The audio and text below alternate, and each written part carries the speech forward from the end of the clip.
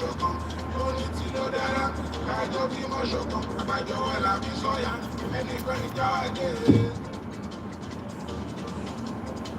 Unity ló dára, kájọ bímọ ṣọ̀kan, unity ló dára, kájọ bímọ ṣọ̀kan, àgbájọwọ́ la fi sọ̀yà, ẹnìkan ìjà àjẹ́. Unity ló dára, kájọ bímọ ṣọ̀kan, unity ló dára, kájọ bímọ ṣọ̀kan, àgbájọwọ́ la fi sọ̀yà, ẹnìkan ìjà àjẹ́. Ayé ìfọwọ́ mẹ́jọ mẹ́ta bọ̀ ọ̀gbọ̀n, lọ́jọ́ mẹ́jọ níyà ó, oṣooṣù ọ̀wọ̀ sóhun ló lè gbálẹ̀ mọ́. Àwọn ọmọ Yorùbá kó dùn òdì yó, kájọ bínú kan bára wà lólógbó, ìmọ̀ wájú ṣọ̀kan lábí kó yàjẹ́. Ayé ìfọwọ́ mẹ́jọ mẹ́ta bọ̀ ọ̀gbọ̀n, lọ́jọ́ mẹ́jọ níyà ó, oṣooṣù ọ̀wọ̀ sóhun ló lè gbálẹ̀ mọ́. Àwọn ọmọ Yorùbá kó dùn òdì yó, kájọ bínú kan bára wà lólógbó, ìmọ̀ wájú ṣọ̀kan lábí kó yàjẹ́. Ó ti rí ọ̀lànúlẹ̀ láì bọ̀rọ̀bọ̀, aláǹkọ̀ nílé ààyè wọ́pẹ́. Àwọn ọmọ kóòtù òjìlé, ìfọwọ́sowọ́pọ̀ tó ń ọlọ́yẹ wa káyé tó yàtẹnujẹ kára wa lọ́pọ̀. Àwọn onílé ìrìnà tó bá bá náwà náà, abágbẹ̀rú láyé òun máa sọ̀rọ̀ àjọ. Abágbẹ̀rú láyé òun máa sọ̀rọ̀ àjọ. Abágbẹ̀rú láyé òun máa sọ̀rọ̀ àjọ. Ó ṣe Yorùbá kó ṣe Yorùbá. Àwọn Yorùbá nation tí wà ní ìfàmìfà. Yorùbá nation ó yẹ kó lè múlẹ̀. Àwọn náà lọ́dà wúlò fún ìṣọ̀kan ọmọ Yorùbá ló fi lè rákùn. Òun ló lè yọ wá kúrò lóko àwọn ẹrú. Gbogbo ẹrú àwọn ẹ̀dá amúnisìn. Amúnisìn wo ni lóko ọ̀gbẹ́ ẹrú. Ó ṣe Yorùbá kó ṣe Yorùbá. Àwọn Yorùbá nation tí wá di ìfàmìfà. Yorùbá nation ó yẹ kó lè múlẹ̀. Àwọn náà ló máa padà wúlò fún ìṣọ̀kan ọmọ Yorùbá ló fi lè rákùn. Òun ló lè yọ wá kúrò lóko àwọn ẹrú. Gbogbo ẹrú àwọn ẹ̀dá amúnisìn. Amúnisìn wo ni lóko ọ̀gbẹ́ ẹrú. Yorùbá nation, Yorùbá nation, ó ní láti wáyé ohun tó bá gbà lọ́wọ́ fún. Yorùbá nation, Yorùbá nation, ó ní láti wáyé ohun tó bá gbà lọ́wọ́ fún. Ilé wa, àgàgà nínú gọ́ọ̀mẹ́ntì. Òwe Yorùbá kan máa ń sọ̀rọ̀. Orílẹ̀ bàbá wa Fúlàní àjẹ́. Olùkọ́ bá kókó ẹ̀ láyé lẹ́yìn jẹ́. Ìlànà àbúrò wọ́n. Ó bá tún ní wọ́n sọ̀rọ̀. Ìwọ pé náà kó làwọn Fúlàní ìlú. Àìmáyé ọmọ Yorùbá ni wọ́n jí kíkà. Mélòó la fẹ́ ká lè yára. Ìjọbadé náà ní láti lóde. Ọmọ Yorùbá wà ẹ jẹ́ ká sọ̀rọ̀. Ibi ìyàjẹ́wádé òun kò ní láti lóde. Ẹni bá ló mọ̀ káfí sí wàrà. Ọmọ Yorùbá wà ẹ jẹ́ ká wáyé ọkọ̀ bàbá lọ́mọ fún. Lórí bá ṣe kọ́ kí ó pẹ̀ náà, àgbẹ̀ ìpàjáwìrì. Ìyá tí ó bá jẹ́ náà ọmọ Yorùbá gbẹ́. Lọ́wọ́ lálẹ́ ní ilẹ̀ Yorùbá. Ìyá gbọ́dọ̀ gbowó bàbá mi yọ. Lórúkọ ẹ̀bá ọmọ Yorùbá. Lórí bá ṣe kọ́ kí ó pẹ̀ náà, àgbẹ̀ ìpàjáwìrì. Ìyá tí ó bá jẹ́ náà ọmọ Yorùbá gbẹ́. Lọ́wọ́ lálẹ́ ní ilẹ̀ Yorùbá. Ìyàgbọ́dọ̀ gbowó bàbá mi yọ. Lórúkọ ẹ̀bá ọmọ Yorùbá. Wọ́n dé ìgboro gbowó bàbá mi. Ó tilẹ̀ fún ọdún tó tún bára ẹ̀ lẹ́rù. Arógun wọ́n ti di ìyàkùnrin lójú òògùn. Wọ́n dé ìgboro gbowó bàbá mi. Ó tilẹ̀ fún ọdún tó tún bára ẹ̀ lẹ́rù. Arógun wọ́n ti di ìyàkùnrin lójú òògùn. I'm a day I'm a Sunday go. I give a wedding be. You have got to deal to my level. I need more than kilo. Without looking for joking. Anyone here,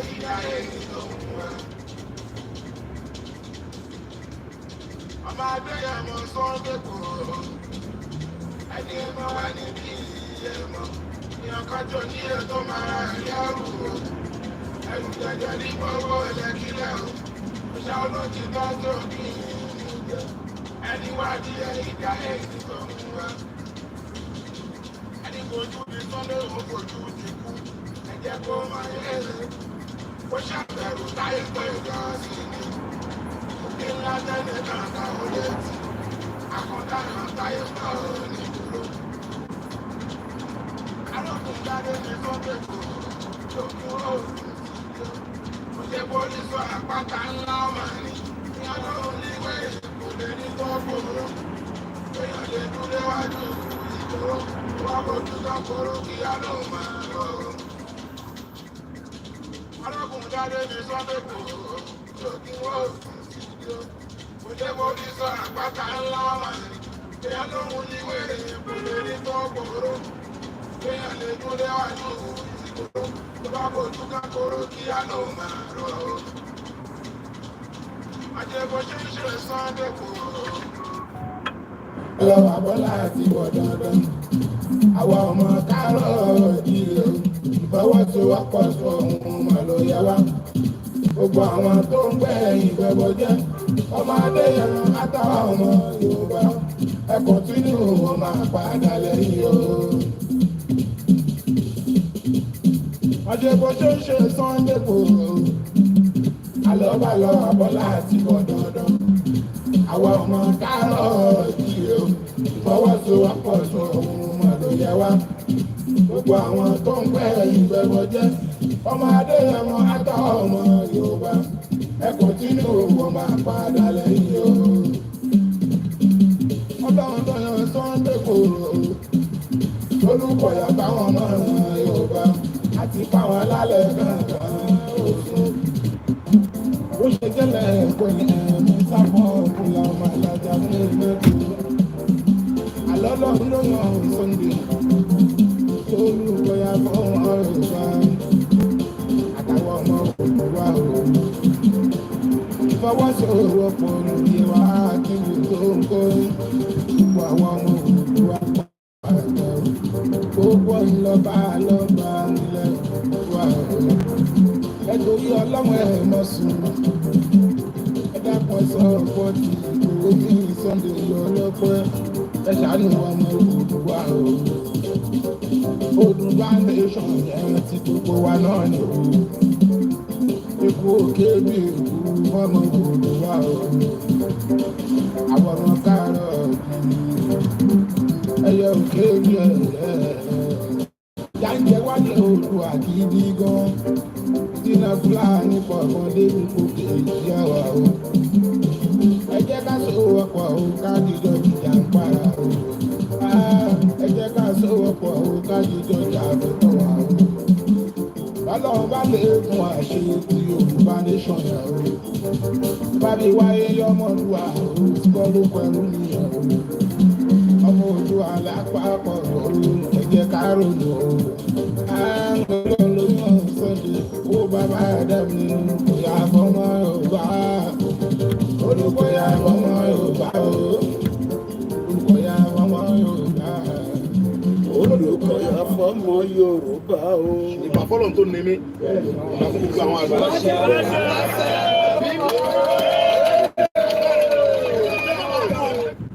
Ìgbòho ṣá lára máa pẹ̀lú ẹ̀. Wọ́n máa kí gbogbo aláǹkan sí kẹ́. Irọ́ àti gbọ́n kankan náà ìgbà gbọ́n àti tó fọ̀ náà. Mo kí gbogbo wa. From wherever you have joined us, I welcome you to the conversation.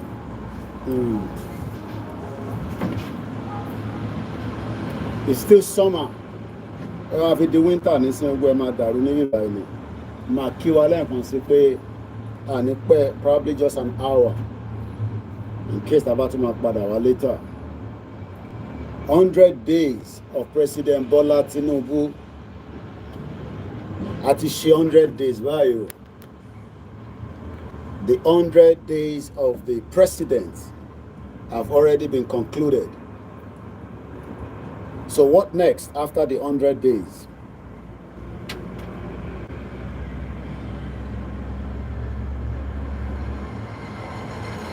"100 days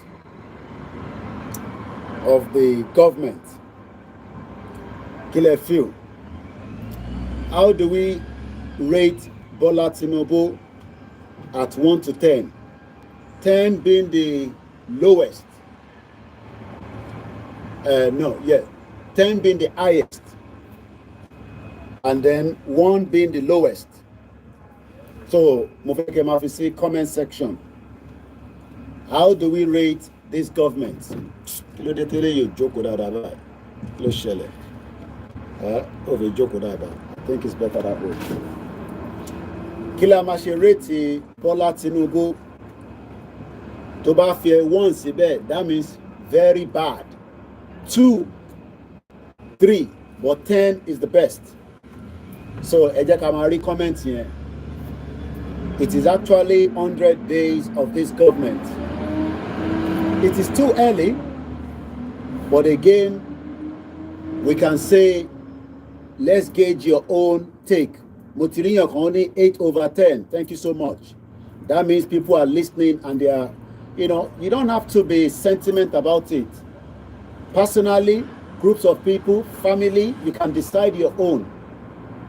Èmi á sọ tèmi fún yín as the co-host of the program. But mo fẹ́ kó olúkálukú sọ tiẹ̀ fún mi.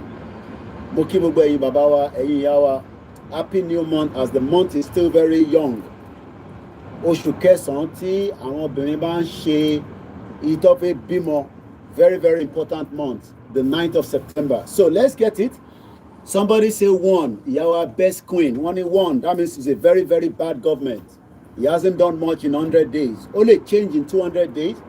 Only change in 1,000 days. Only change in 2 years. But we are talking about the first 100 days of the President Bola Ahmed Tinubu. Àwọn kan comment. Bí ẹ máa ń bẹ̀rù pé wọ́n máa rí comment yín ni, I don't know. And we are not ghosts. So, tá a bá ṣe program yìí nísìn, ní rí wò. Tí bá jókòó sínú yàrá mi, tí mo rán wà lórí study mi, tí mo wà lórí ibi tí mo ti ń ṣe nǹkan míì. So coming out is also effort ni. Because táwa náà bá wọ pé tá a bá jáde táwọn èèyàn bá respond, wọ́n jẹ́ ń jókòó nílé mi jàre, kí máa ṣe fàájì, àbí kí máa wo ohun tó ń lọ ní ojú títì. So tá a bá ń bá yín sọ̀rọ̀, ẹ gbọ́dọ̀ máa bá wa communicate.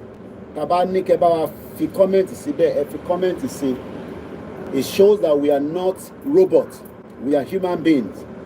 So lẹ́ẹ̀kan say, we are gauging this government. I'm going to play anthem from 1, Motiri number 6, Motiri number 3. Tó bá ti ṣe lẹ́ẹ̀kan, o tún lè fi sílẹ̀ kejì bí a change mind there. Number 1 is the bad one. It's not very good. Number 2, Kogda. Number 3. So number 10 is the best. So gauging this government in the first 100 days is the reason why we are doing this program right now. And it's only going to be for 1 hour. So at 3 o'clock, tó bá ti di 4, I'm going to end the broadcast. So kò ń ṣe program tó máa pẹ́ púpọ̀. So let's play our anthem, which is the Yoruba anthem. Àwọn school kankan play.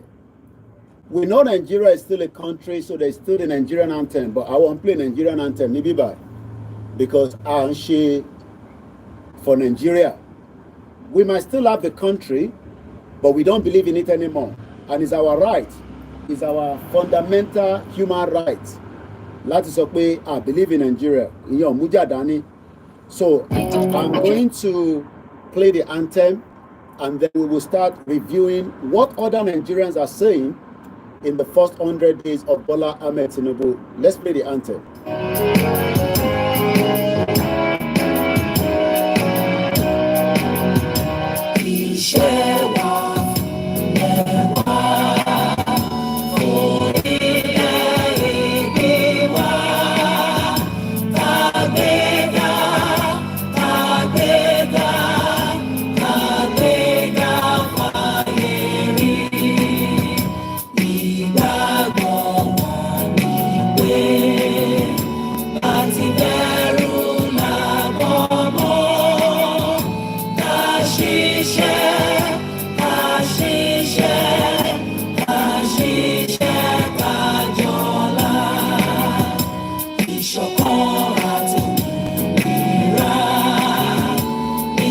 jẹ́ ká máa lépa tẹ̀síwájú fọ̀pọ̀ ire àtòhun tó dára.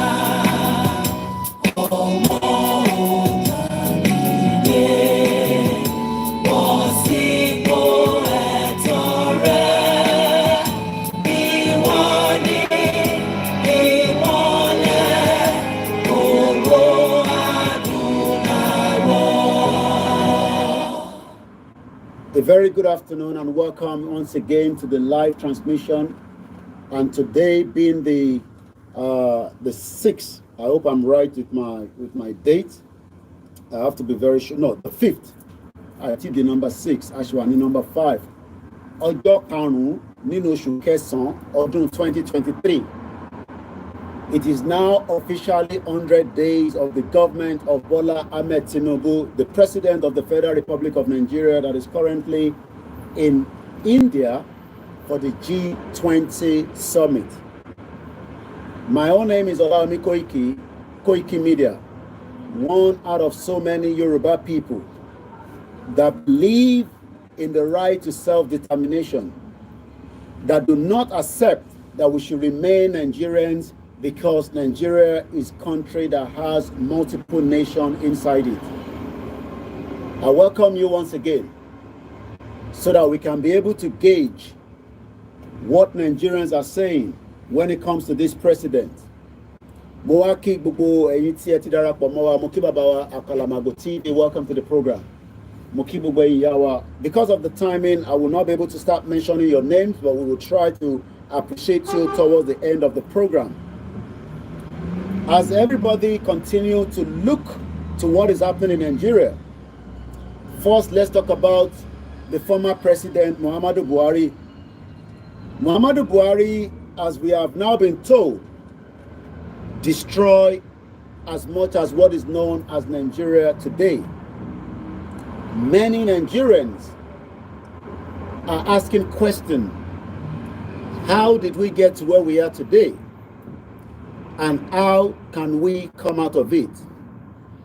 Ìbéèrè tí mo fẹ́ bi gbogbo àwọn Nigerians lénìí ni pé, should Bola Tinubu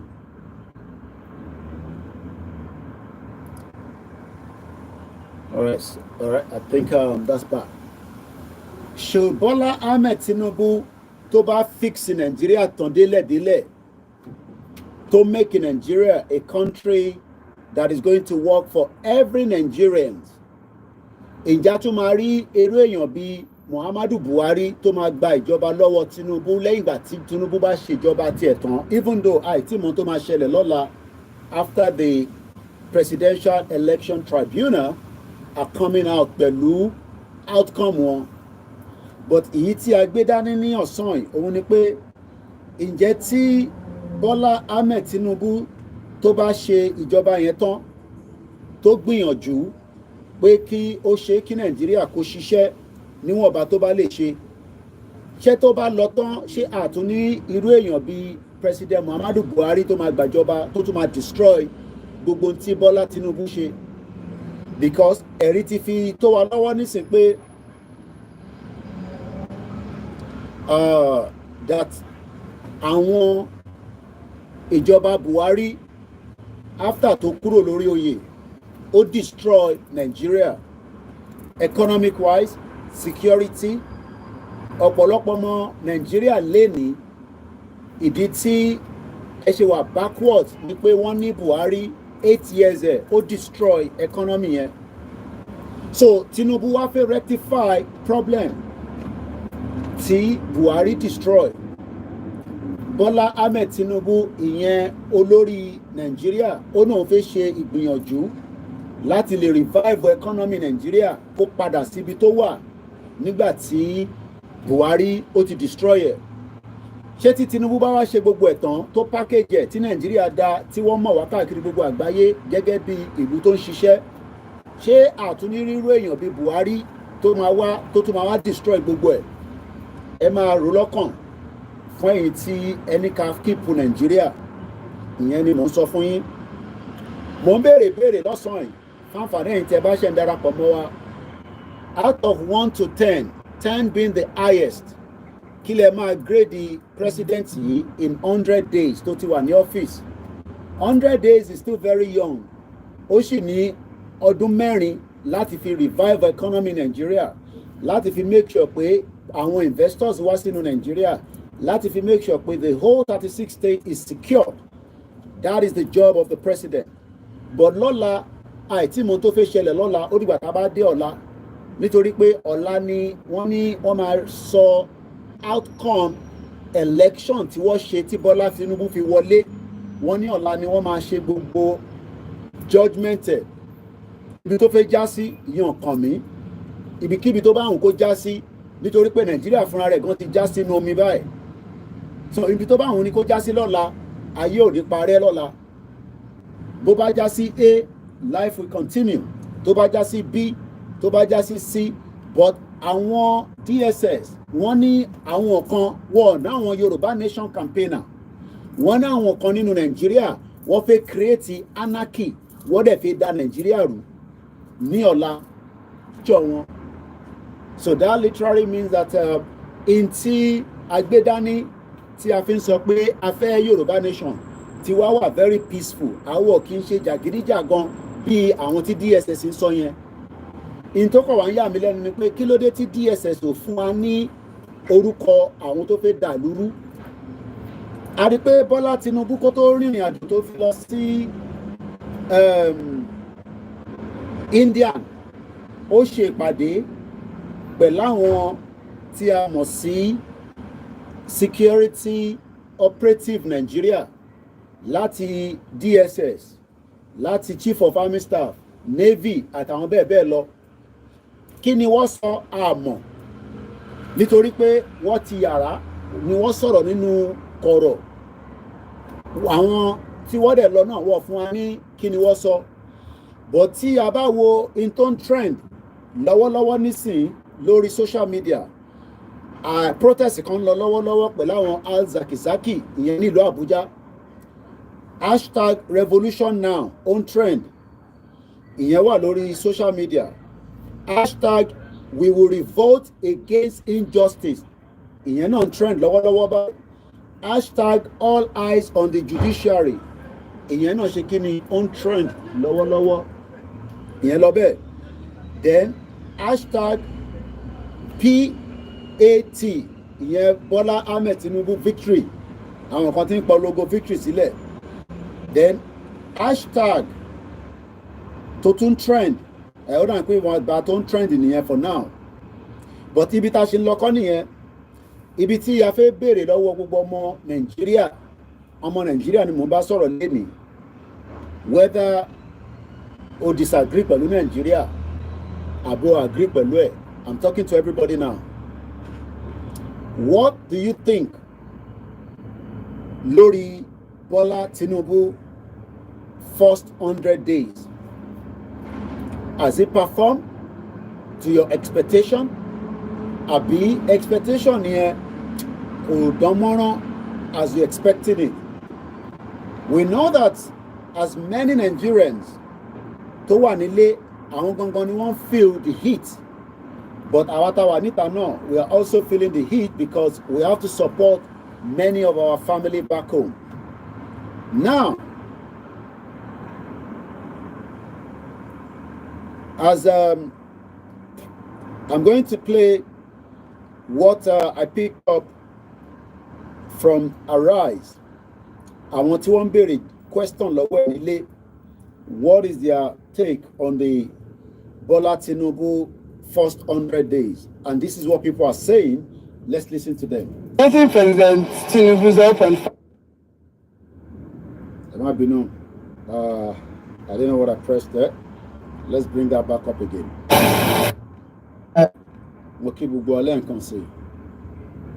Moved on. Done well.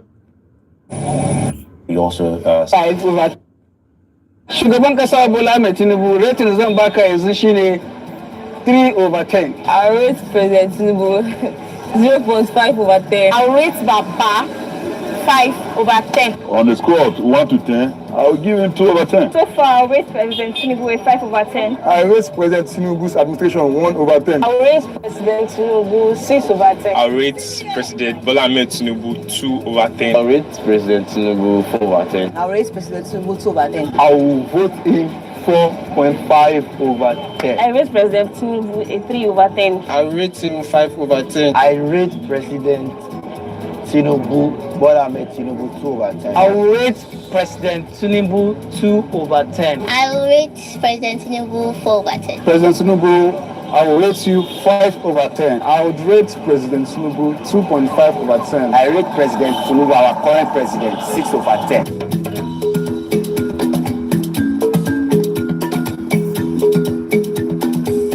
Even for the rich this time around, some of them, they are affected because we're meant to understand. Some of them they don't bring their cars outside again. So imagine someone that's like on a 50K salary now, by the time you take away transportation cost, what do you have left? We're barely surviving. Like we're even managing ourselves to survive. So your life has been tough. It's as if the poor are not breathing. Just like you used to say, let the poor breathe. We are not breathing. I can't say the present president is better than the past, and I can't say the past is better than the present. Large number of Nigerians are yet to even accept him as president in the first place. Tinubu is not different from Buhari. This one is like the pro max of the other one. They promised to standardize our education. We expect that to happen. Infrastructure, health service, healthcare delivery.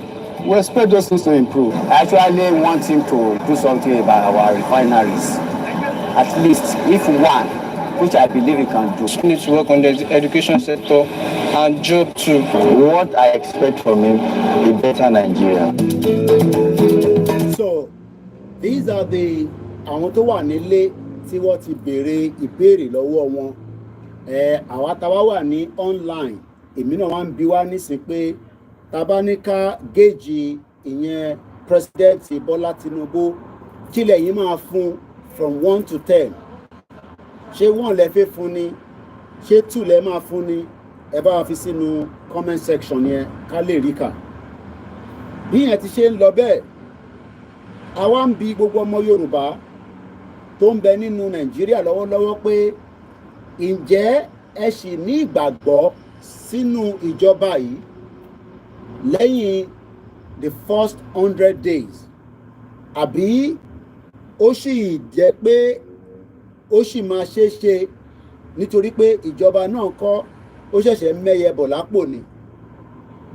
Lẹ́ẹ̀kan sí mo ń bi gbogbo ọmọ Yorùbá ọmọ káàárọ̀ òjíire tó ń bẹ nínú Nàìjíríà ǹjẹ́ ọkàn yín sì balẹ̀ pé bí direction tí aṣíwájú Bọ́lá Tinubu tó ń lọ ǹjẹ́ direction yẹn ó máa lọ síbi tó yẹ kó lọ.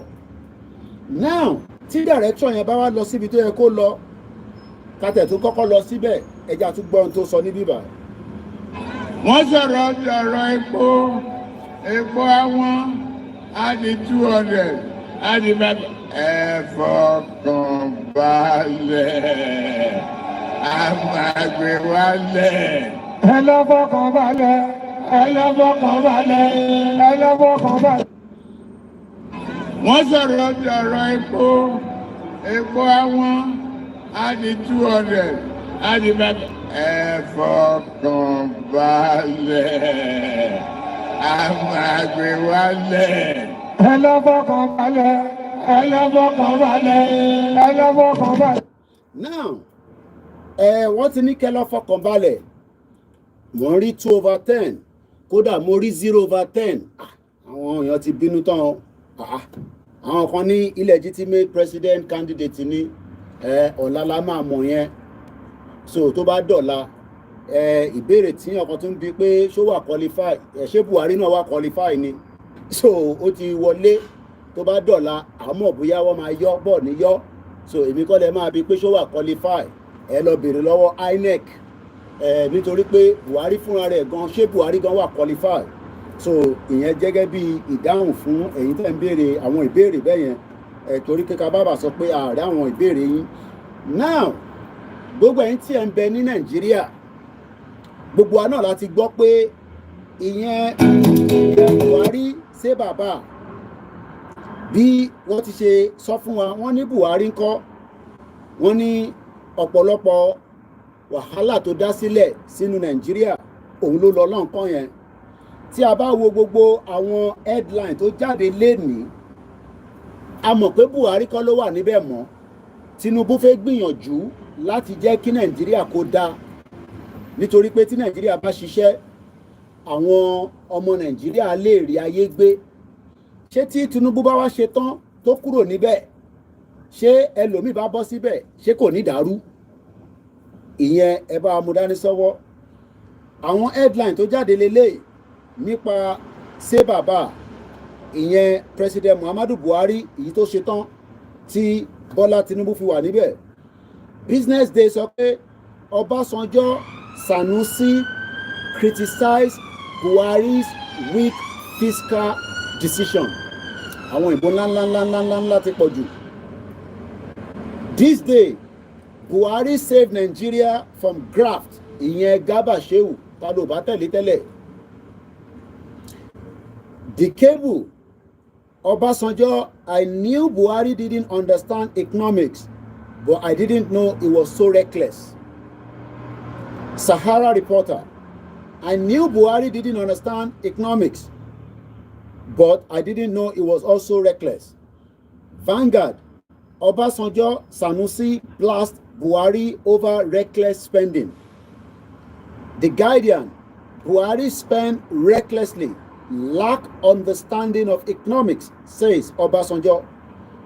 Now, àti wá ní olórí mi tó wà ń bẹ̀ nísìn tó náà understand economics ó ti assemble àwọn minister gbogbo wa náà láti rí wọn àti rí bàbá wa Wálé Ẹdùn àti rí Délé Aláké ìyẹn ti lọ jókòó síbi tí dẹ̀mùdẹ̀mù wà mineral resources àti rí former governor of Osun State Adeboye anyway gbogbo alamọ àti rí gbogbo wọn tó ti assemble wọn ministers iṣẹ́ wo ni minister máa ń ṣe minister ló máa sọ fún president pé níbi àrí Festus Keyamo now tí àìtí lè géèjì ìjọba ìdélẹ̀ tán nítorí pé ó ṣẹ̀ṣẹ̀ bẹ̀rẹ̀ ni lákọ̀ọ́kọ́ bí Tinubu ṣe ń gbé ẹsẹ̀ ó ń gbé báyìí ó ń gbé báyìí ó ń lọ báyìí ó ń lọ báyìí ó ń lọ báyìí ó ń lọ báyìí ó ń lọ báyìí ó fẹ́ lọ báyìí wọ́n ní no má gbàbẹ̀ yẹn ìwà ẹni kò gbà bí má gbàbẹ̀ má wá bí. ṣé tí Tinubu bá wá ṣe gbogbo wàhálà yìí tán tó dá judiciary padà síbi tó yẹ kó wà tó dá ibi tí ó yẹ kí ètò wà ní gbogbo Nàìjíríà ṣé tó bá wá lọ sinmi tó ń wá ń wò báyìí bí Ọbásanjọ́ náà ṣe ń criticize ṣé ẹni tó máa wọlé lẹ́yìn Tinubu ṣé continuity tí Tinubu ṣe yẹn náà ló máa ṣe àbó tó máa gbé ìgbésẹ̀ míì nítorí pé tá bá mọ̀ nípa football tí ẹ bá wo máàcì Arsenal àti Manchester èmi kàn rí ni briefly nígbà tó ń ṣe match of the day wọ́n á rí pé géèmù yẹn ti ń lọ ó lọ báyìí gbogbo wọn ti jọ wà ní 1-1 ní tí mo kàn máa rí ni pé mo rí pé góò mi tún wọlé kí ló ń ṣẹlẹ̀ kẹ̀. Now our campaigner for Yoruba nation our gauge Tinubu from 100 days àwa ti gauge ahead 4 years àti gauge ahead 8 years maximum tó bá gbìyànjú láti fẹ́ ṣe third term wá gé lẹ́sẹ̀ wọn nígbà Nàìjíríà máa dàrú that's ti Nàìjíríà gan tó bá dàrú lọ́la bí DSS ṣe ń sọ fún wa torí gbogbo ọ̀rọ̀ máa kóòtù pé DSS ló sọ bẹ́ẹ̀ kò ń ṣe Koiki Media torí pé lọ́la yìí DSS fi ń tó wa létí pé àwọn kan nínú Nàìjíríà àwọn olóṣèlú yín wọ́n fẹ́ da Nàìjíríà rú Bọ́lá Tinubu kẹ̀rẹ́ òun ti lọ sí Indian so àìsí mo tó fẹ́ ṣẹlẹ̀ lọ́la but àwa owó 100 days Bọ́lá Tinubu kò bá ṣe 200 days kò bá ṣe 1 year kò bá ṣe 2 years kò bá ṣe 3 years kò bá ṣe 4 years kó tún wá gbé igbá campaign fún second term kọ́lọ́ fún lẹ́mìí gígùn àtàláfíà kó tó wá ṣe 5th term 6 7 8 so àwa ti prepare mind wa nítorí pé tí ẹ bá wo ohun tí wọ́n ń kọ nípa Buhari nísìn òun wà reckless so Tinubu ò ní fẹ́ wà reckless òun máa fẹ́ ṣe the needful ó máa fẹ́ make sure pé òun ò fẹ́ lọ ní direction olórí burúkú ṣé bàbá òun máa fẹ́ lọ ní another direction tó bá wá ṣe gbogbo direction yẹn tán tó perfected everything ṣiṣẹ́ tí wọ́n respect wa ǹjẹ́ a lè padà láti wá sọ pé lẹ́yìn tí Tinubu bá gbé ìjọba sílẹ̀ gbágá tí power ń padà sí north torí pé power ò ní wá sí south west again after Bola Tinubu ẹ kọ́kọ́ tutù ẹ̀ dànù that is always the agreement wọ́n rotate power ni kódà tó bá jẹ́ pé PDP bá ṣì exist wọn ò ní gbé power padà wá sí south wọ́n sì máa fẹ́ push north ẹ rí i pé PDP wọ́n allow south east nítorí pé in reality ó yẹ kí power padà sí south east but south east ò sí lára country no south east àwọn ará south east àwọn ò sí lára Nàìjíríà mọ́ àti relegate wọn they are not part of Nigeria anymore so Nàìjíríà kù sí ọwọ́ Yorùbá àti Haúsá Fúlàní the question wa ni pé ṣé tí mo kíyàwó Àṣàkẹ́ TV show ṣé tí Bọ́lá Ahmed Tinubu tó bá wá parí 8 years àbí tó kọ́kọ́ ṣe 4 years tán tó padà wá ǹjẹ́ a lè fi òǹtẹ̀ sí pé gbogbo tí Bọ́lá Tinubu bá ṣe to protect and bring investors ǹjẹ́ àwọn investors yìí ò ní to pack away let's read a little bit about why Buhari was a reckless bastard nítorí pé èmi kọ́ ni mò ń sọ this is what we are being told as of today so if anybody bá ń sọ pé Buhari did not do well Tinubu òun láníyàn láti ṣe dáadáa torí pé àwọn ọmọ Yorùbá a nífẹ̀ẹ́ aráàlú so Tinubu ní human sympathy ó fẹ́ fix Nigeria fún Nigerians so that Nigerians can enjoy Nigeria now my question is not 100 days but mo rí pé ọ̀pọ̀lọpọ̀ yín MixLR is not audible okay mo ń bọ̀ mo ní láti lọ check it because apparently it's meant to be ẹ ṣé gan ni for calling us to the attention even though at a run I know it's on but let's just let me go and adjust it because a fẹ́ pẹ́ lórí programme yìí mo ń bọ̀ lẹ́ẹ̀kan sí i. While we are going to go and check that, maybe my login laptop may was be by because my plug is in Uleni. So let's get this going and then I come back. Arabani Bowo. Kolomba wa pẹ̀lú ẹ̀ kó bá wa dá sí.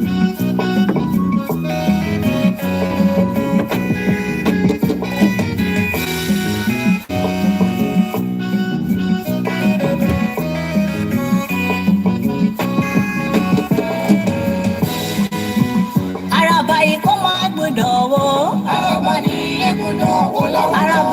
máa gbọ́dọ̀ wó. Aṣọ ayé kò máa gbọ́dọ̀ gbé. Ìjì ayé kò máa gbọ́dọ̀ gbé lọ. Ìtú ayé kò máa gbọ́dọ̀ pa ó.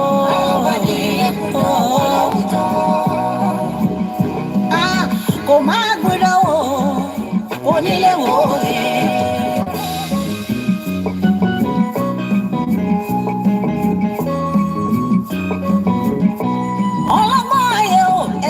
Bí olóyè ayé ẹ má bá mi ká lọ ẹ ọmọ ìgbéyàwó ọ̀rọ̀ yìí lẹ́nu mi mo ní igi là ń bẹ nígbò ìgbò ìgbò ìmà mi wò lọ. Araba yìí wá ń gbìyànjú kò dọ́mọ kó wà lárẹ́ lọ. Igi ayọ̀ wà lóhun tó máa fi ṣàràbà lóore. Oníwíwọ́ ní káràbà ìlọ́wọ́ láwùjọ igi. Onílé wò ó kò máa gbọ́dọ̀ wò. Ọmọ ní ẹgbọ́dọ̀ wọ láwùjọ. Ṣọ́dá àbá òsà Fúlàní òyìnbó ṣe ń pa wá. Ṣó wá sùn ọkọ̀ máa dé ẹmọ́ ṣe bẹ́ẹ̀ kó jáwọ́ ní. Àwọn àgbààgbà ikọ̀ wọn kò tíra mú, odò sì wá kó wà láyé rẹ̀ lọ. Ó máa ṣe òye, kò máa gbọ́dọ̀ wò. Ọmọ ní ẹgbọ́dọ̀ wọ láwùjọ.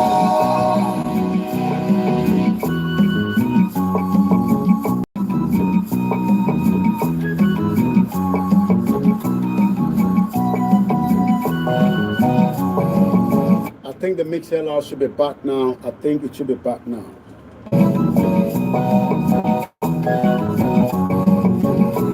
Èrò bá mi kọ́ máa dé mọ́. Èmi kí ọmọ yìí. Mo kí ẹ, my brother Ibiyemi, Ọlọ́run bá wa pẹ̀lú yín ní gbogbo Benin Republic. Ṣé akíkanjú ọkùnrin ogun? Àwọn oníṣẹ́ méjì ju Yorùbá nation lọ, kò bá ṣe 100 days, kó ṣe 300 days, kó ṣe 365 days times 8. Bola Tinubu will leave after 2031. Èrò bá mi kọ́ mọ́ wọn ní ipò ọmọ rẹ̀. Bola Tinubu has the first 4 years. Ó máa kọ́kọ́ parí yẹn ní 2027. So it's not about the 100 days. Our campaigner for Yoruba nation, our foresee long distance, our 100 days. But you have the right, láti fi the first 100 days. What is your take on this government? You don't have to be biased. 1 to 10. Let us hear from you. Iná máa rógún màmá ti di pẹ̀lẹ́ ọmọ bàbá rógún màmá ṣojú. Sunday ẹyẹ tó má ṣe bọ́ kí ẹ ò sí ní gbọmọ. Òrìṣà tó ṣe bọ́pọ̀ màdé ẹ̀mọ́ ni ṣe bí yẹn ò ọmọ làgbẹ̀dẹ. Ẹ bá lè jẹ́ ẹ̀bọ̀n náà jẹ́. Adéyẹmí ọmọ sọ́kọ̀ kan láì dá. Kìkì orí tó máa kọ́ mi wípé Yorùbá nation ìlógó ìbàgìrì. Ẹ̀dá bílẹ̀ ṣọ̀wọ́n òye. Kò máa gbọ́dọ̀ wò. Kò máa gbọ́dọ̀ wò. Kò lè wò òye. Ọmọ Yorùbá. Ọmọ Yorùbá ẹ jẹ́ ká rórí.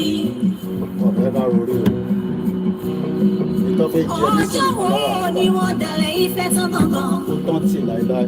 Àwọn kan sáré kó lè dára. Èrè bó bàjẹ́ kó kàn mí láwọn kan sá.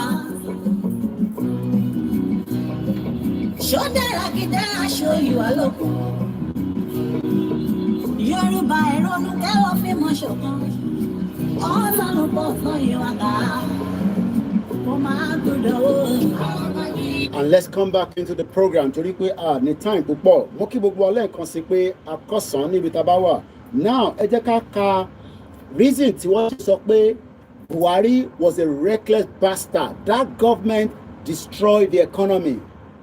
But Tinubu fẹ́ fix economy yẹn padà. That is the job of the government. The government has the right to bring back the glory of Nigeria. And that is exactly what this government is planning to do. I'm talking about Bola Ahmed Tinubu, the president of the Federal Republic of Nigeria. But subject to whatever is going to happen tomorrow, I don't know what is going to happen. Everybody can say different things. But whatever it is, the world is not going to calm down. Now, ẹ jẹ́ ká sáré kan tí wọ́n sọ nípa Buhari. According to the Guardian, Buhari spent recklessly. Òyìnbó yẹn ó ṣe pàtàkì, ó ṣe kókó, recklessly, not reckless, recklessly. So that means pé Buhari kan ya paper for everybody. Kó lè ṣe project ó yá gbà 1 billion. Ṣé rántí pé Niger $2 billion of owó Nigeria ó ti há báyìí. Bí a ẹ̀ tí mọ̀.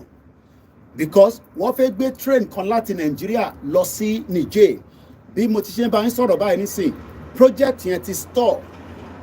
Kò lọ síwájú, kò lọ sẹ́yìn.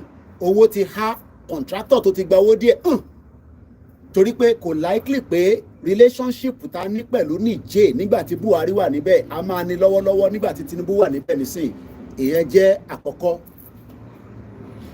ọ̀pọ̀lọpọ̀ project tí wọ́n náà ṣe nígbà tí Buhari wà níbẹ̀ a ti wá rí i pé irọ́ panta ló ń bẹ níbẹ̀. He also lack understanding of economics. So that means pé Bola Tinubu ìyẹn president ti sìn òun fẹ́ ní understanding economics. Ó ti fi àwọn experts síbẹ̀, àwọn former governor, àwọn jẹgúrújẹrá governor àti governor tó perform àti tó perform ó kó gbogbo wọn síbẹ̀ as part of his cabinet. So àti lè judge Tinubu fún àwọn ọmọ Yorùbá àwa gbọ́dọ̀ máa prepare mind àwọn èèyàn pé in the next 4 years by 2027 Tinubu ṣe dáadáa kò ṣe dáadáa is not the issue. Mo kí bàbá wa tí ẹ̀ ń wọlé lọ́tún lọ́sí àtẹ̀yìn ya wa ẹ má bínú àti dárúkọ torí àdásìkò tó pọ̀ torí program yìí ní timing.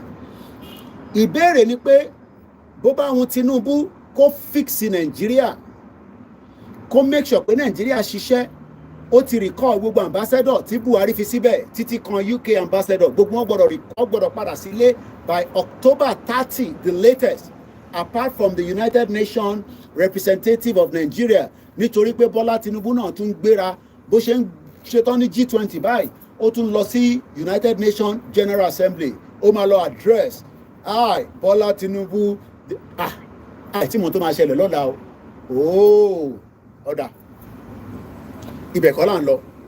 Now former president Olusegun Obasanjo has said the immediate president Muhammadu Buhari, dead or alive, spent recklessly due to his lack of understanding of economics. Kí ni Buhari fẹ́ understand tẹ́lẹ̀? Sego Beni, Malani now, Fudede, ọmọ Fúlàní. But a máa rò pé Buhari pẹ̀lú gbogbo àwọn tó package tó kó jọ, economics, finance, minister of this, minister of that. Amechi, mo rántí Amechi olè ọmọ Igbo. Amechi tó jẹ́ kó pa Dr. Chinelo ní Abuja Kaduna train track. Amechi ti jẹun sókè. Ǹjẹ́ mọ́ ẹ má bínú gbogbo ẹni tí ẹ ń wọlé àfi dárúkọ ọbọ̀ gbogbo yín ni mò ń kí lọ́tún lọ́sì. Ṣé mọ̀ pé recklessly yẹn mí pé Buhari kàn díṣ owó káàkiri, díṣ owó síbí, díṣ owó sọ̀hún. Obasanjo, in an exclusive interview with the Cable, while reacting to the current state of the economy in Nigeria, economy of Nigeria, ó ti dẹ̀gbẹ́ báyìí. Economy Nigeria, mo wo tí mo lè fi ṣàpèjúwe ń bọ̀. Daddy, this is Nigeria. Nigeria lélẹ̀, okay? Nigeria lélẹ̀ ní 1960. A ní regional government tó ń ṣiṣẹ́, northern region, southern region, eastern region. Everybody they develop. But right now, the Nigerian economy don't go like that. And it don't go like that. It don't fafuka. Go straight. And the two kò ṣe straight ni pé we have àwọn èèyàn níbẹ̀ tí wọ́n ti destroy it. And they are not likely to tell you the truth. But láàrin ẹ̀, àwọn òtítọ́ kọ̀ọ̀kan máa jáde. A ti ń sọ tipẹ́ pé economy Nigeria is in danger. And that is why Bola Tinubu wants to do everything possibly best to revive that economy. Bola Tinubu wants to make sure that he can bring the Nigerian economy back, at least to a par. But òun náà ti sọ pé it's going to take some time. Why is the economy bad? It's not just because of Buhari, it's because we're honest that Nigeria is not one country. Nigeria is full of many countries, and that is why today different people will say Nigeria economy is going to come back because we now have, when you have a new president, it also helps the market. I know that the market can react. When America is going for election next year, you will see the market, Amalobai. We don't know who is going to be the candidate for the both party.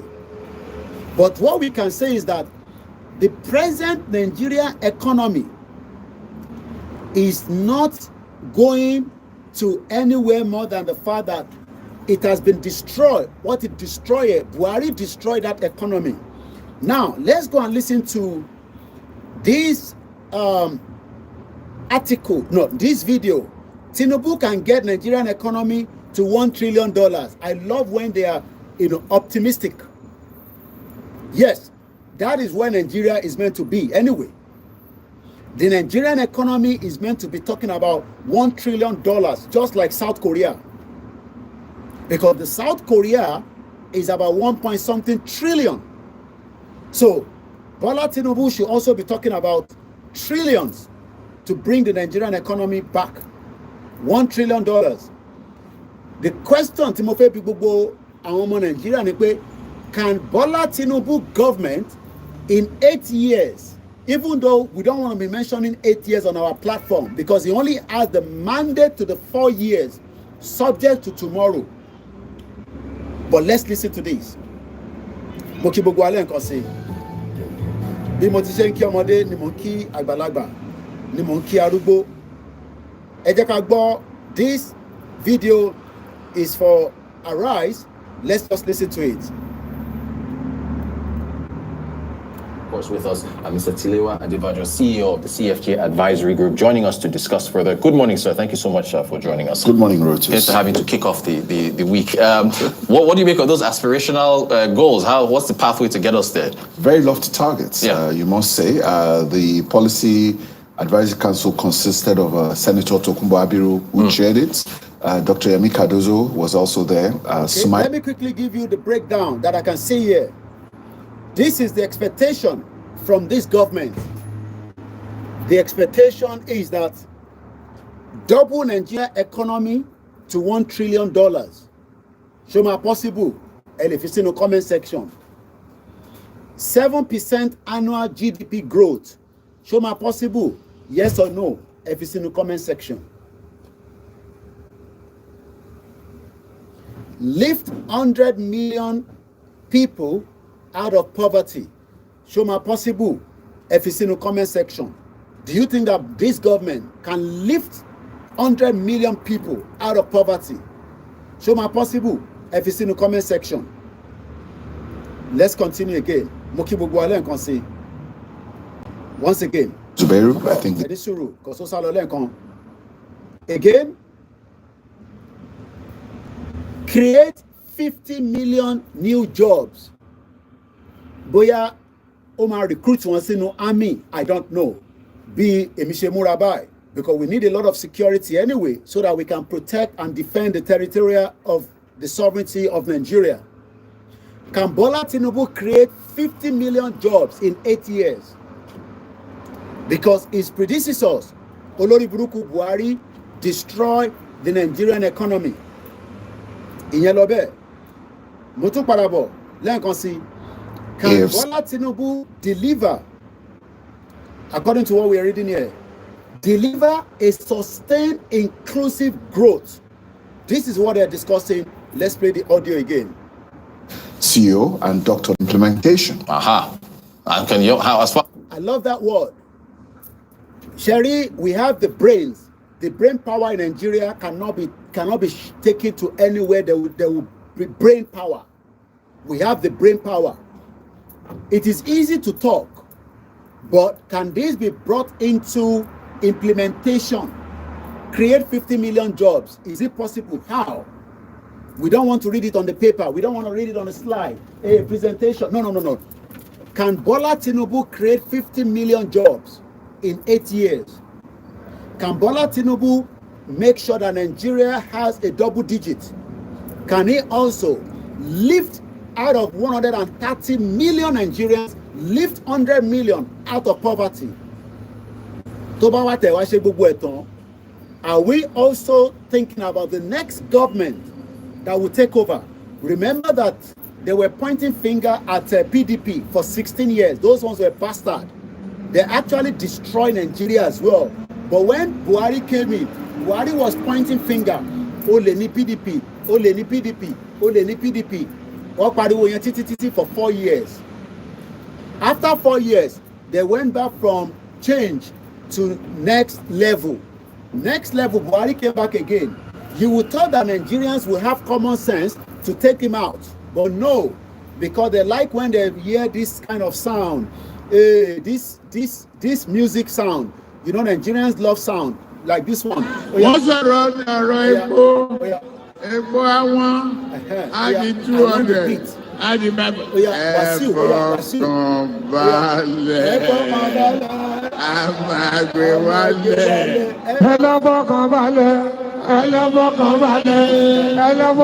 That is the sound the Nigerian love. Tọ́ba ti ń gbọ́rin Wàsíù wọ́n fi mọ bóyá implementation yẹn máa ṣẹlẹ̀ because Wàsíù náà ló kọrin fún olórí burúkú Buhari. Ẹ rántí Wàsíù oríṣiríṣi orin ló kọ fún Buhari ṣé bàbá. Now let's come back. When they are talking, we are talking about the implementation. It is easy to just give us slide and paper and all that, but can Bola Tinubu do all this? Let's go back again to the business report 1 month ago on Arise Television. Implementation is concerned, what pathway are we looking at? Is it fiscal, monetary policy? Which way are they going to take to get there? Well, it's interesting how they've looked at it. And I think what they've done is that they've looked at how they're going to coordinate fiscal policy, monetary policy, industry, trade and investment. Okay. And then they're going to... That industry that he's just talking about is not a joke. If Nigeria do not have functioning industry, not in Lagos, not in Aba, not in Kaduna, not in Kano, we must have industry cluster in all the 36 states and in all the 774 local governments. If there's no industry, Bola Tinubu cannot create 50 million jobs. That is why we are saying that don't create any job for anybody. Let us talk about the dissolution of this country. For those of us campaigning for Yoruba nation, once again, let's go back again. They are talking about industry, big grammar. To coordinate that with the capital markets. But what is interesting about this is that they actually also set up a performance and delivery unit. And what they're saying is that the performance and delivery unit. Remember that Osibajo every time is has this pen. Economy policy, this policy. Osibajo was part of Buhari's government that destroyed Nigeria. He was a professor. Osibajo was a professor. Osibajo was a professor. in Lagos State, because you are part of those that watch Koiki Media a lot. Shout out to you all. Osibajo was a professor and he was sharing different role. But the only role that Buhari did not give Osibajo was for Osibajo to go and represent Nigeria outside, because Olori Buruku Buhari, he loved to go on the presidential aircraft. I don't know whether when he's there, they inject him and he's already sleeping like a dead man.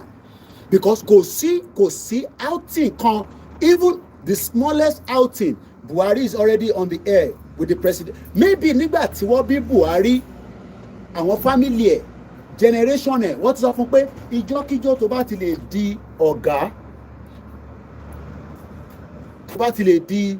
ọ̀gá, láti di ẹni tí ó máa di apàṣẹ, make sure you travel around the world. Buhari loved traveling. Dead, alive, we don't know. Because it is the only president in the world that people are doubting whether he's the real Buhari or the dead Buhari. Even himself also, I think people think I am dead, but this is me. How do we know it is you? Because we are living in a world where they can replicate another Buhari and present it to us. Don't tell me it's not possible. Toban Sobe, that means it's more advancing IBT technology. Let's come back again to the 8 years of Tinubu promising $1 trillion. And after $1 trillion, another Fulani man comes and spend all the money and we start all over again. I hope you are getting the message. The message is, Tinubu bá ṣe gbogbo ilé tó ń pariwo yìí, when the next president comes in, he will first and foremost remove everybody Tinubu put there, because those are Yoruba people, and he doesn't want Yoruba people to be there. Because Tinubu does not trust any other person. Tinubu only trusts his own clan. Tinubu trusts his own people. Go trust any other person apart from àwọn tiẹ̀. And that is why we can see Yoruba people there, and probably put some Igbo there, put some Hausa there. But majority of the people in the government today are Yoruba people. Yes, I am a Yoruba man. Ó dá fún wa bẹ́ẹ̀, but tí Tinubu bá ti ṣe tán, bí Tinubu náà ṣe assemble gbogbo Yorùbá síbẹ̀, bẹ́ẹ̀ náà ni Fúlàní ṣe máa assemble the next people there when they leave power. I mean, when Tinubu finish. So ẹ̀yin tí ẹ̀ ń sọ pé Tinubu wants to fix Nigeria, build the economy. Oh yes, we want him to build the economy for the next Fulani man that will destroy the same economy. Let's go back. Make the performance and delivery unit a cabinet level position. Okay. So that basically the monitoring of this can also be very effective. And what they're also saying is that they're going to also have a body that is going to be chaired by the president, who is going to... I love that. They will have another body that will be shared. Just like Osibajo was sharing so many body. Hey, he's a professor of law. He's very young, very intelligent. You know, he's part of the... Osibajo was part of the Tinubu brought up. Eventually, Mokin Babami, Dr. Mike Ola. Lady Nisi, Tinubu cannot even go and bring Osibajo because he doesn't trust Osibajo, because Osibajo was part of those that destroyed that country. Let's first go back again on that article. Obasanjo granted this interview with Cable while reacting to the current state of the economy. We are talking about the economy of Nigeria now. We are talking about the economy that was destroyed by the dead or alive Buhari. One of the challenges that President Tinubu administration is faced with is the issue of the external debt inherited from Osibajo and Buhari and all their ministers and cabinet. So, Teban sọ pé ẹ fẹ́ self-determination. Teban sọ pé ẹ fẹ́ Yoruba nation. It is no problem. But can Tinubu deliver? Is the question. Fẹ́yọ̀mọ́ Bola Ahmed Tinubu, all this APC, and the people that fall in love, because you can go and just read on what Sheyi Tinubu is putting on Instagram. That does not create a job, okay? Look at me very well. All these things where Sheyi Tinubu they write, all this motivational talk where they put, I read them as well. It does not create a job. What creates a job is for his father to make the country to work for 8 years. Listen to me. In only making Nigeria to work is for Tinubu, as he's going to the G20, to tell them to come and invest in Nigeria so that it can create the 50 million jobs for Nigerians and lift 100 million people out of poverty. In 8 years, Tinubu expire his government after 8 years in 2031. Just like we are now reviewing Olori Buruku Buhari, how it destroyed the economy of Nigeria.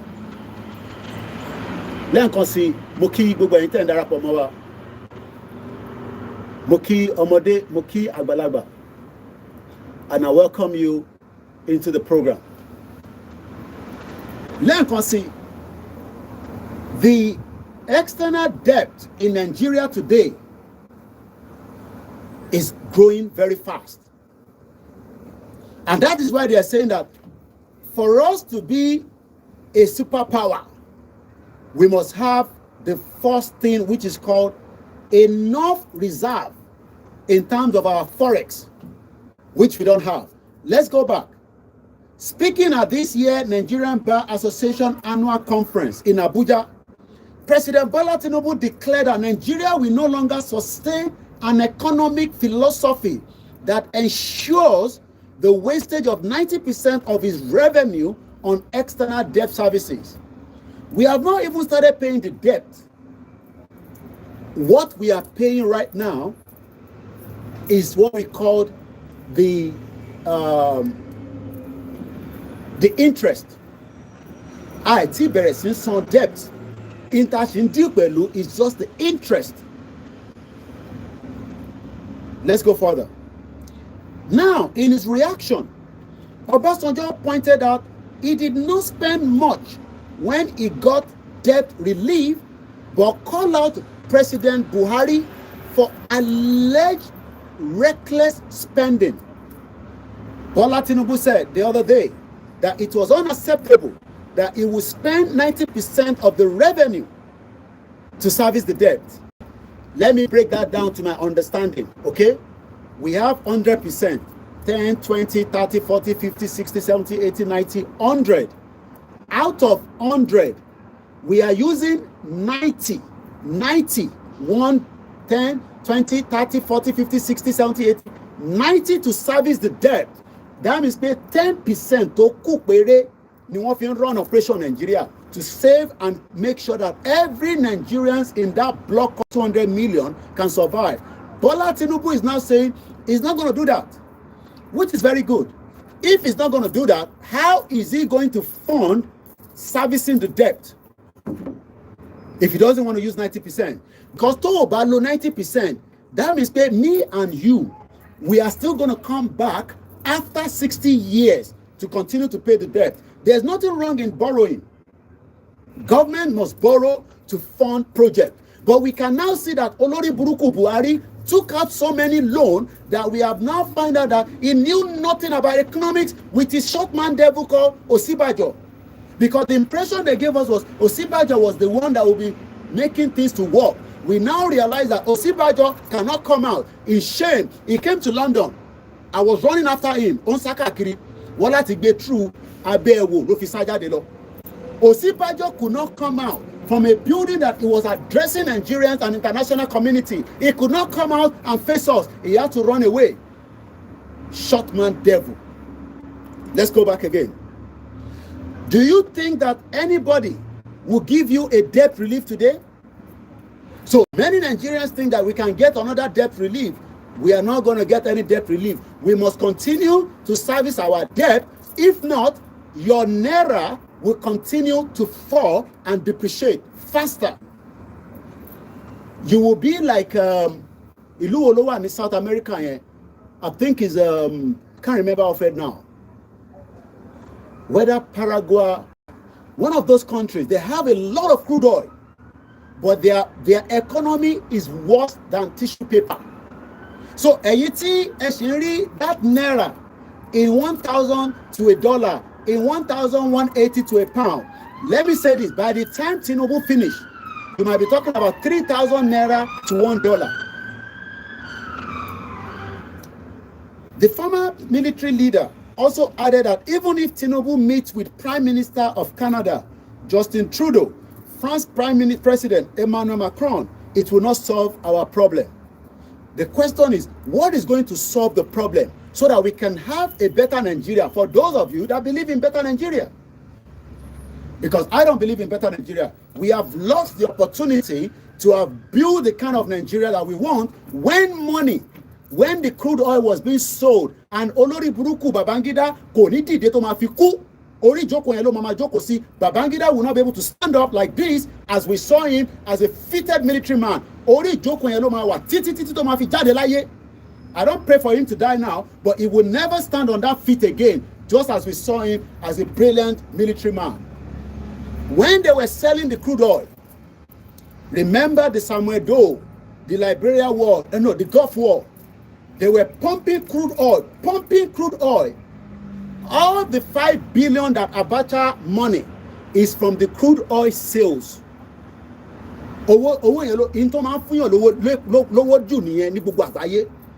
If I'm given the opportunity to penetrate into the gas and oil, I will be a billionaire within 2 months. Why do you think Alakija and all those people are rich today? Why do you think Otedola they are rich? It's because of the crude oil resources that they are funding. You can buy Lamborghini. How much is Lamborghini? You will buy 20 Lamborghini, you will not even feel a pinch of it. That phone is going to go there, go join another platform. So when we are talking about the economy, ìgbà tí ó yẹ kó ti build in Nigeria, I always use Turkey. I know some of you have never been there. I pray you will travel there one day. It's a country that I love to visit all the time if I have the opportunity. When they had money, serious money, they built the economy that they love. We know that the reason why their economy is going down as well is because of America. There's no doubt about that. There's a friction between the US and Turkey. And I saw the Turkey Prime Minister Erdogan with the Russia yesterday on a visit. Everybody's trying to get Russia to come and continue to invest. When you go to Turkey today, you will not know that their economy is bad. Àfi tó bá jẹ́ pé o ti lọ rí, wàá wá mọ̀ pé owó tó fi ṣẹ́ lérà yìí is becoming very for the Turkish people. They are squeezed, but they can eat 3 square meals a day because many international tourism or tourists are still traveling down there for business. You know what? Nígbà tí wọ́n ní owó tó pọ̀, do you know what they were doing? They were building industries. The next time I travel down there, I might take you down to 1 or 2 industries. It's a place that I have been going for some time. You will now realize that kò sí nǹkan tẹ́ fẹ́ ní Turkey tó need láti lọ sí China. Why do you think Nigerians decided to go to Turkey than to China? Because it was cheaper for them and they will get the same quality. Ties ló fẹ́ ni, materials ló fẹ́ ni, kò wá sí nǹkan tó fẹ́ ní Turkey tí wọ́n ní ṣe fún ẹ. Ibi tí Nigeria ti lost ẹ nìyẹn. Because when Nigeria was making a lot of money from the crude oil sales, olórí burúkú gbogbo wọn, they were keeping the money away instead of building the kind of Nigeria of our dreams. When we had the money, they should have built clusters of industries, every part of the 774 local government. And then what we will be doing today now is just, as the economy around the world is dropping, we will still be among the country of the world that people can easily say, I want to go to Nigeria and produce 30 containers full of this material and ship it outside. Rather, today, as she produce it in coin, I love produce it latita, I want to be in Nigeria. And you think that Bola Tinubu can then bring the industrialized nation in 8 years? No be juju be that. This is what Turkey did. When their money was very strong, they were building the people, building the society. And as of today, many people, I bet you, if you are given an opportunity, the only difference there is that Nigerians living there, they don't give them, hardly you will get a work permit. And when you get a work permit, you will work in the industry. You are not going there to work as a banker, okay? Look at me very well. You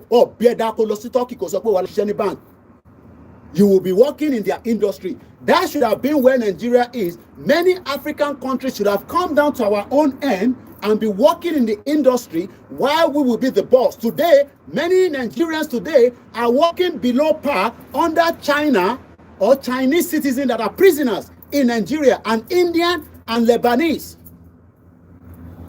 I don't think some of you understand the game that the world is playing with us. You think we hate the government. Nigerians that are traveling to Turkey and Africans, I felt very bad. My very first trip to Turkey some few years back is a helicopter that is flying all over my head. My first trip to Turkey, I started seeing Africans selling on the street. Also gidi, brother, you want this? Try it. But why is it like this? Because all the Africans in Turkey are not given a job. Do you know that those Africans should have been coming to Nigeria to work, just like they were coming in the 80s. We had the Ghanaians, they were coming as a teacher. Primary school. We had the Ghanaian teacher up to secondary school, up to primary school. So 5 billion of Abacha money should not be money we should be seeing. We should be seeing that in the industry, cocoa industry, mango industry, textile we know we had textile, we had cotton. But the reason why all these never worked as well is because Nigeria we thought was a country, but now we realize that it was never a country. We never knew then when Nigeria is a country. So when you talk about the first 100 days of Bola Tinubu, we are already thinking ahead of the 8 years of Bola Tinubu that will expire in 2031. And by that time, Bola Tinubu will be 87 years old, according to his age record. So when we are talking about the economy, a lot of you, expectation is high. Oh yes, we want him to do that by giving you the hope, just like Buhari gave you the hope. Buhari hope. Buhari gave many Nigerians hope, because even with the diaspora, do you know how many people that relocated back to Nigeria when Buhari came to power? Some of them returned back and said, no, this government is not serious. A lot of them now as well are still thinking, should Tinubu no man law in that direction, or should we go and assist him and help him? So let's go back again, because it's now 4 o'clock. And I promise that this video should not be more than an hour. Coordinating minister of the economy to be able to coordinate all this that will be chaired directly by the president. And they're trying to kick this off by giving the president some powers. Yeah. And what they're proposing is that they're going to pass an emergency economic reform bill to grant the president special powers to drive the economic reforms. So what's going to happen is that basically we're going to wait for this bill because they're looking to do a lot of landmark reforms to be able to drive this growth. So yes, and then of course fitting square pegs in square holes and round pegs in round holes is going to be very important. How do you think on the fiscal side they can get that? Is that focusing? Like Tayo Oyedele of PwC is a chair of a tax committee that was announced last week. On the fiscal side, what do you think needs to happen? Well, that's fine. I think we're looking at what they're doing on the fiscal side. We know they have to look at the Oronsaye report. We've seen all the things they're doing. And obviously with all these reforms, you need to set a lot of those subcommittees. Now, it's good that the government wants to set the reform, but there are also ants and kokoro that will destroy the government. It is everywhere in the world. It's not just Nigeria. But the reason why Tinubu will not be able to manage everything is because there are some people that do not want Nigeria to progress. Why do you think Gabon, with 2 million people, cannot live a better life with the amount of resources that they have? Because there's what they call the external force outside. Everybody knows them. Gabon. Gabon has what it takes that every of their citizens do not need to work. Our foreigner, just like a lot of you that goes to Dubai, every diaspora that travels to Dubai, apart from if you're very lucky, highly educated a little bit in some sector, maybe in the medical especially, they love us as, in the medical line. They know that Nigerians are very intelligent, so they might employ you. But we are talking about that small percentage, but the rest of us, we will work in that little corner, McDonald's, KFC, cleaning tables. Why can't we do the same in Nigeria? Why do you think that all these KFC, McDonald's, why can't they bring them to Nigeria so that we can be cleaning the table? Chicken Republic, there's so many of them there. Even those ones kick out 2 boys because they were singing. But many Nigerians' hope is not 100 days. Our campaigner for Yoruba Nation, all we are saying is that Bola Tinubu first 100 days means nothing to us. We are concerned that whatever his agenda in his own heart to build the Nigeria that we want, that will be destroyed very, very quickly, very, very fast. Because why? There are some people and their agenda is to Islamize Nigeria. That game is already playing within the Yoruba land. This has been something that many people have been talking about. There's just this agenda. There's this agenda. And that agenda is to keep everybody in Nigeria and probably be the kind of Islam that they want. Again, there are some people doing that work from outside. If you think that terrorism is gone, it is not yet over until it's over. But one thing I can remind us is that the Nigeria of your dream would definitely not happen, even with Tinubu there. The agenda to Islamize Nigeria is not going yet. It does not matter how much Tinubu put Yoruba people in there. Yeah, Venezuela. I think it's Venezuela I was looking for them. Thank you so much. Venezuela has so much crude oil. Go and look at their currency. It's like tissue paper.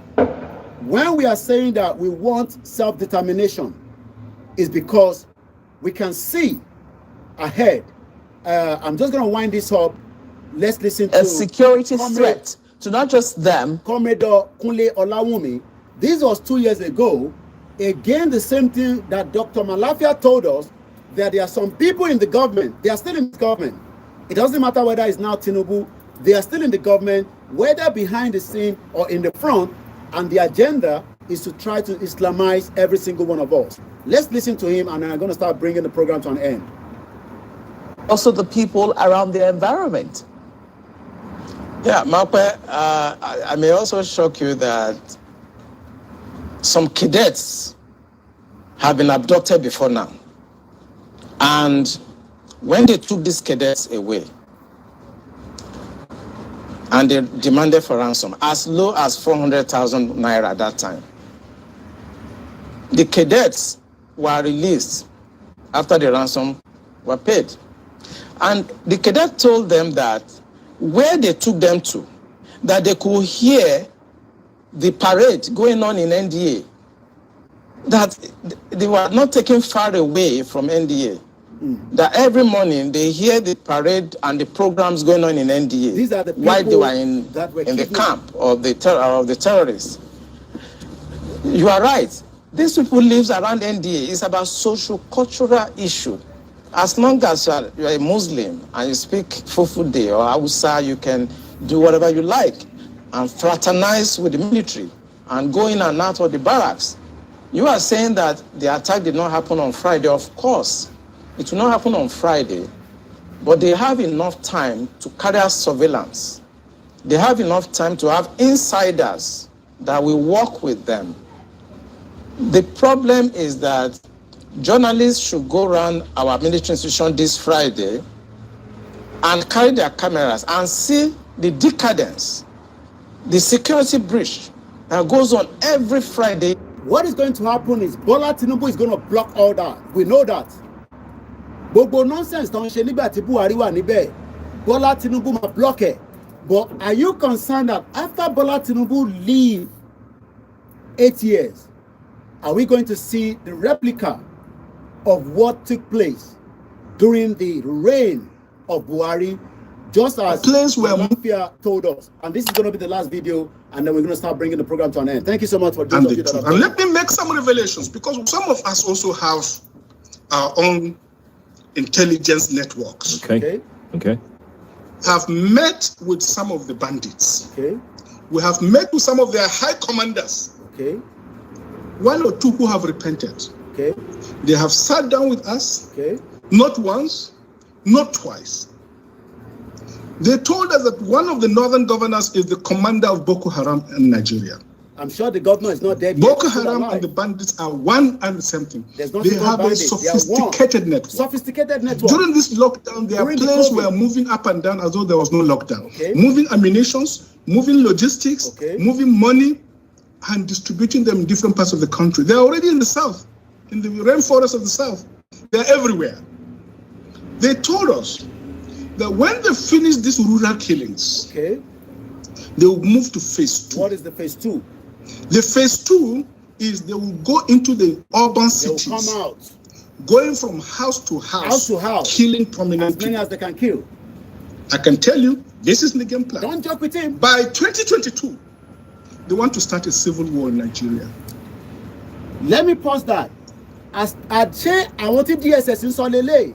Is the DSS still referring back again to the people that are planning to destroy Nigeria? Your guess is as good as mine. This is how far we can go. My name is Olami Koiki. First 100 days, you can still put it in the comments.